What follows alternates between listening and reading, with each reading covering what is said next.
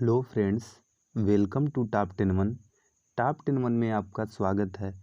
आज हम लोग बात करने वाले हैं क्लास 10 के विज्ञान के 6वीं क्लास के बारे में, जो कि इसमें हम बात करेंगे जीव विज्ञान के अति लघुत्तरी प्रश्न के बारे में, जो हमारा परीक्षा के दृष्टि से अति महत्वपूर्ण है, वेरी वेरी इम्पोर्टेंट है। अगर आप इन प्रश्नों को कर लेते हैं तो यह मान के चलें कि आने वाले यूपी बोर्ड एग्जाम 2023 में आपका एक भी प्रश्न छूटेगा नहीं। ठीक है, तो चलिए वीडियो को शुरू करते हैं। वीडियो को शुरू करने से पहले यदि आप इस चैनल पे नए हैं तो चैनल को सब्सक्राइब करें।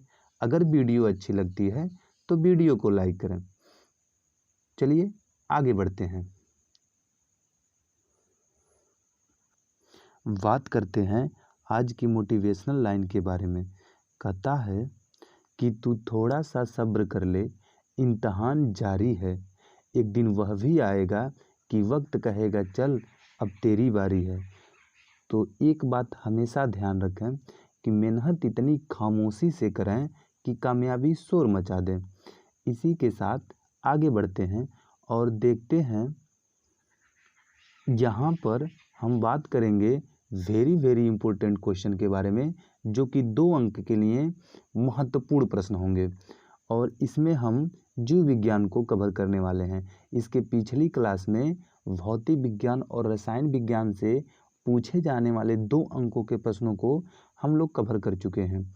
ठीक, देखिए प्रश्न नंबर पहला, श्वसन तथा दहन में कोई 4 अंतर बताइए। इसी के साथ प्रश्न नंबर दूसरा की हम बात करें तो ऊर्जा के विभिन्न स्रोतों के नाम लिखिए एवं नाभिकीय ऊर्जा के महत्व का संक्षिप्त विवरण दीजिए। इसी के साथ यदि हम प्रश्न नंबर तीसरा की बात करें तो कहता है कि तंत्रिका कोशिका का नामांकित चित्र बनाइए। हमें क्या करना है, तंत्रिका कोशिका का नामांकित चित्र बना देना है।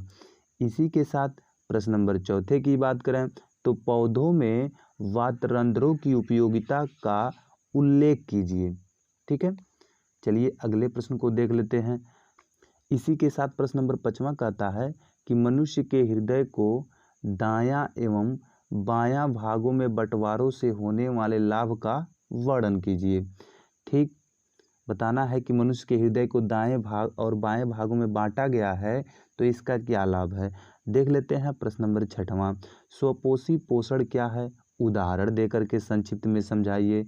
ठीक, अगले प्रश्न की हम बात करें तो प्रश्न नंबर 7, पुष्प की अनुदैर्घ्य काट का नामांकित चित्र बनाइए। ठीक है, आपको क्या करना है, पुष्प के अनुदैर्घ्य काट का नामांकित चित्र बना देना है। इसी के साथ प्रश्न नंबर 8वां, मस्तिष्क के कितने भाग होते हैं। हमें बताना है कि मस्तिष्क के कितने भागों में बांटा गया है, कितने भाग होते हैं। इसी के साथ प्रश्न नंबर 9, लार में कौन सा एंजाइम पाया जाता है तथा बताइए कि यह क्या कार्य करता है। ठीक, प्रश्न नंबर 10 की यदि हम बात करें तो पुष्पीय पौधों में लैंगिक जनन किन अंगों के द्वारा होता है।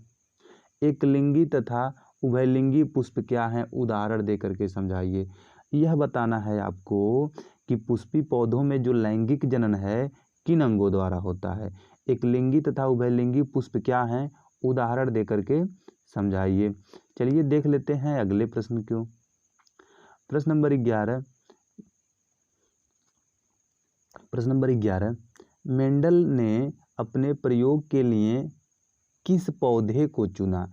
इस पौधे को चुनने के कारण बताइए। क्या कारण है कि मेंडल ने उसी पौधे को चुना है। बात करते हैं प्रश्न नंबर 12 की, भोजन के पाचन में लार की क्या भूमिका है। आपको बताना है कि भोजन के पाचन में जो लार की भूमिका क्या है। बात करते हैं प्रश्न नंबर 13 की, वन संरक्षण क्यों आवश्यक है। वन का संरक्षण आवश्यक क्यों है, देख लेते हैं अगले प्रश्न को। ओजोन परत हमारे लिए क्यों आवश्यक है। आपको बताना है कि ओजोन परत क्यों आवश्यक है हमारे लिए। और ये जितने भी प्रश्न की हम बात कर रहे हैं सभी के सभी प्रश्न मोस्ट इम्पोर्टेंट हैं। प्रश्न नंबर 15 की हम बात करें तो क्या होगा यदि हम एक पोषी स्तर के सभी जीवों को समाप्त कर दें।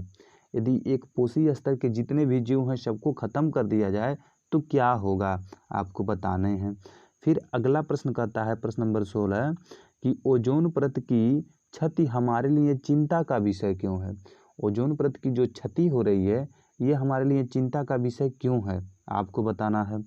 क्वेश्चन नंबर 17 की बात करें, एसिटिक अम्ल के दो उपयोग लिखिए। आपको बता देना है कि एसिटिक अम्ल के उपयोग क्या हैं और दो उपयोगों को आपको लिखना है। तो एक बात हमेशा याद रखें, ये सभी प्रश्न मोस्ट इंपॉर्टेंट है, इसको एकदम जरूरी है कर लेना।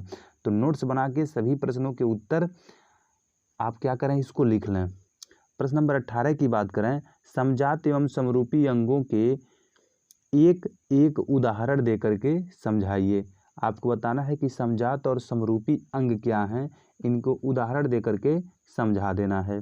इसी के साथ यदि हम प्रश्न नंबर 19 की बात करें तो मेंडल के प्रयोग के आधार पर प्रभावी तथा अप्रभावी लक्षणों को समझाएं। मेंडल के प्रयोग के आधार पर बताइए कि कौन से लक्षण प्रभावी हैं और कौन से लक्षण अप्रभावी हैं। बात करते हैं प्रश्न नंबर 20 की, स्वपरागण तथा परपरागण, यहाँ पे टाइपिंग मिस्टेक है, परपरागण में विभेद कीजिए। आपको बताना है कि स्वपरागण और परपरागण में क्या विभेद है, क्या अंतर है। इसी के साथ यदि हम अगले प्रश्न की बात करें, प्रश्न नंबर 21, अनैच्छिक क्रिया तथा प्रतिवर्ती क्रिया कैसे एक दूसरे से भिन्न होती है।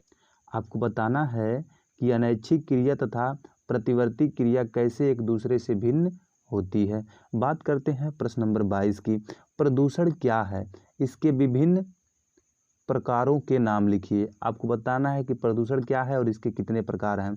प्रश्न नंबर यदि हम 23 की बात करें तो जल संरक्षण क्या है, समझाइए। आप बताइए कि जल संरक्षण क्या है। तो जितने भी प्रश्न हैं सबका आंसर आप नोट्स में लिख लेंगे। बात करते हैं प्रश्न नंबर 24 की, पौधों में जल परिवहन कैसे होता है, इसकी क्रिया विधि को समझाइए। पौधों में जल के परिवहन की जो क्रिया विधि है इसको आपको समझाना है। बात करते हैं प्रश्न नंबर 25 की, विकासीय संबंध स्थापित करने में जीवाश्मों के महत्व को समझाइए। बात करते हैं प्रश्न नंबर 26 की, अनुवांशिकता के जनक कौन है, अनुवांशिकता के जनक कौन है। चलिए देख लेते हैं अगले प्रश्न के। प्रश्न नंबर 27, मेंडल ने अनुवांशिकता का प्रयोग किस पौधे पर किया तथा उस पौधे का वैज्ञानिक नाम क्या है। आपको बताना है कि मेंडल ने जो अनुवांशिकता का प्रयोग किया किस पौधे पर किया था और उस पौधे का वैज्ञानिक नाम भी बताना है। ठीक है, सभी प्रश्न मोस्ट इंपोर्टेंट है। प्रश्न नंबर 28, डीएनए तथा आरएनए का पूरा नाम क्या है। आपको बताना है कि डीएनए आरएनए का फुल फॉर्म क्या है। बात करते हैं प्रश्न नंबर 29 की, आहार नली के विभिन्न भागों के नाम लिखिए। आहार नली के जितने भी भाग हैं उसके नाम लिख देना है। प्रश्न नंबर 30 की बात करें, प्रोकैरियोटिक कोशिकाओं में डीएनए कहाँ पाया जाता है। आपको बताना है कि जो भी प्रोकैरियोटिक कोशिकाएं हैं उनमें डीएनए कहाँ पाया जाता है। बात करते हैं प्रश्न नंबर 31 की, पाचन एंजाइम का क्या कार्य है। पाचन में एंजाइम का क्या कार्य है। इसी के साथ यदि प्रश्न नंबर हम 32 की बात करें तो पित्तरस कहाँ से स्रावित होता है। आपको बताना है कि पित्तरस कहाँ से स्रावित होता है और इस प्रश्न को हम बहुविकल्पी में भी कवर किए हैं। तो जितने के जितने प्रश्न है एकदम मोस्ट इम्पोर्टेंट है। आप लोगों से बेहद गुजारिश है कि इन प्रश्नों के नोट्स बना करके आप इसको तो कंप्लीट कर लें तो कर लें और भी कर लें, ठीक है, लेकिन इसको जरूर आप कंप्लीट कर लें। अगले प्रश्न की हम बात करें, प्रश्न नंबर 33, जठर रस कहाँ से स्रावित होता है। आप 32 में कहता है पित्त रस कहाँ से स्रावित होता है, 33 में कहता है जठर रस कहाँ से स्रावित होता है। इसी के साथ यदि हम प्रश्न नंबर 34 की बात करें तो संतुलित आहार से क्या आशय है। आपको बताना है कि जो भी संतुलित आहार है क्या आशय है, संतुलित आहार का मतलब क्या है। प्रश्न नंबर यदि हम 35 की बात करें तो एनएडीपी का पूरा नाम क्या है, मतलब एनएडीपी का फुल फॉर्म आपको बताना है। ठीक है, चलिए अगले प्रश्न की बात करते हैं। प्रश्न नंबर 36, एटीपी तथा एडीपी का पूरा नाम क्या है। आपको एटीपी और एडीपी के फुल फॉर्म बताने हैं, मोस्ट इंपोर्टेंट क्वेश्चन है यह। इसी के साथ यदि हम प्रश्न नंबर 37 की बात करें तो श्वसन को परिभाषित कीजिए। श्वसन क्या है बताइए। प्रश्न नंबर 38 देख